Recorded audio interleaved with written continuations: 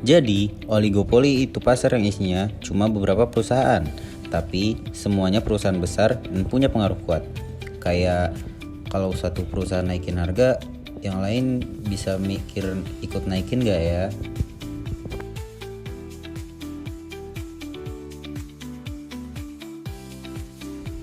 Kayak gini nih, pemainnya dikit, tapi mereka menguasai pasar besar. Jadi, setiap keputusan saling melihat dan saling ngaruh. Konsentrasi pasar itu buat ngukur seberapa besar bagian pasar yang dikuasai perusahaan-perusahaan besar. Biasanya dipakai rasio konsentrasi sama HHI. Kalau nilainya tinggi, berarti pasarnya didominasi sama pemain besar. Contohnya Indonesia, telekomunikasi, otomotif, dan perbankan. Pemainnya cuma beberapa, tapi mereka berpengaruh besar ke arah pasar. Oligopoli itu ada beberapa dan semuanya menjelaskan bagaimana perusahaan mengambil keputusan. Yang pertama, Cornot bersaing di jumlah produksi. Yang kedua, Bertrand bersaing lewat harga. Yang ketiga, Starkberg, ada perusahaan leader yang lain mengikut.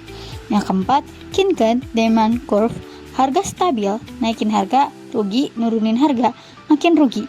Yang kelima, kolusif dan non-kolusif, bisa kerjasama soal harga atau produksi atau bersaing masing-masing.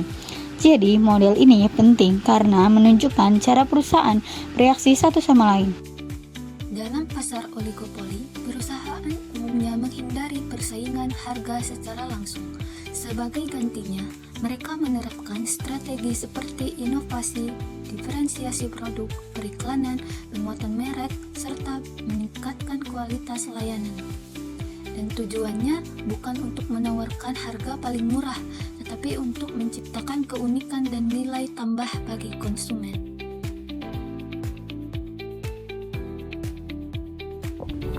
Contohnya Carrefour, mereka punya posisi kuat di retail modern. Pemainnya nggak banyak, tapi pasarnya besar. Terus telekomunikasi, pemainnya cuma beberapa brand besar, tapi semua dominan.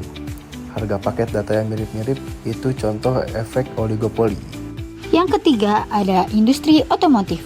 Industri mobil juga sama, pemainnya sedikit tetapi hampir semua menguasai pasar nasional.